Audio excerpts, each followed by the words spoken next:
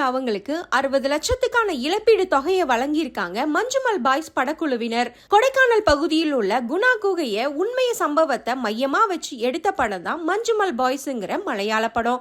இந்த படம் மலையாளத்துல மட்டும் இல்லாம எல்லா மொழிகளிலுமே ரிலீஸ் ஆகி 20 கோடியில தயாரான இந்த படம் 240 கோடிக்கு மேல வசூல் ஆயிருச்சுன்னு சொல்லியிருக்காங்க.